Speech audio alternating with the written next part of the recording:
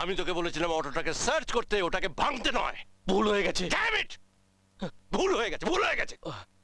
তুই জানিস তোর এই মারাত্মক ভুলের জন্য একটা পরিবারের কত বড় সর্বনাশ হয়ে যেতে পারে? আমি ওদের অনেকবার বারণ করেছিলাম ড্যাডি, কিন্তু ওরা আমার কোনো কথাই শোনেনি। তুই কিছু মনে করিস না মা, যা এখান থেকে।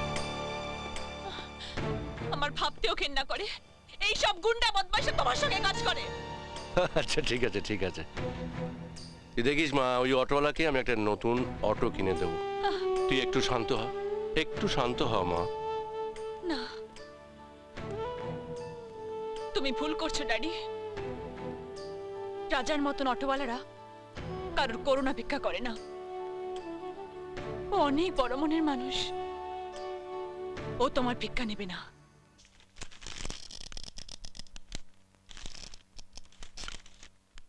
স্যার,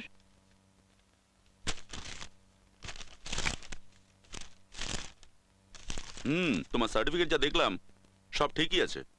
স্যার দয়া করে আপনি যদি আমায় একটা সিট দিতেন, তাহলে আমি আপনার কাছে চিরকৃতজ্ঞ থাকতাম।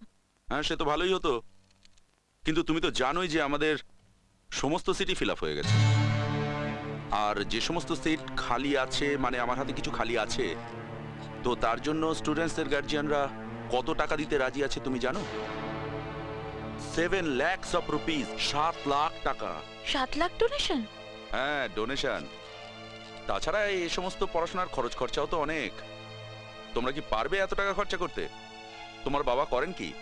আমার বাবা নেই স্যার, আর এত টাকা ডোনেশন দিয়ে পড়বার মতো সামর্থ্যও আমাদের নেই। আমার তো রেজাল্ট ভালো হয়েছে স্যার, তাহলে আমাকে ডোনেশন দিয়ে পড়তে হবে কেন? স্যার আমাকে দয়া করুন স্যার। এই তো মুশকিলে ফেললে। তোমাদের মতো গরিব ছেলে মেয়েদের জন্য আমার প্রাণ কাঁদে। তবে হ্যাঁ, একটা উপায় আছে। কি স্যার? এত টাকার ডোনেশন, মাসে মাসে পড়াশোনার এত খরচ, তোমায় কিছুই দিতে হবে না। তবে শুধু বলুন না স্যার, আমায় কি করতে হবে? না না, তেমন কিছু নয়। তোমাকে শুধু মাঝে মধ্যে আমার বাংলোতে একটু যেতে হবে। দুজনে মিলে গল্প করব, হাসি ঠাট্টা। আমারও ভালো লাগবে, তোমারও পড়াশোনা ঠিক মতো চলবে। লজ্জা করে না আপনার এসব কথা বলতে? আপনার বাড়িতে মা বোন নেই?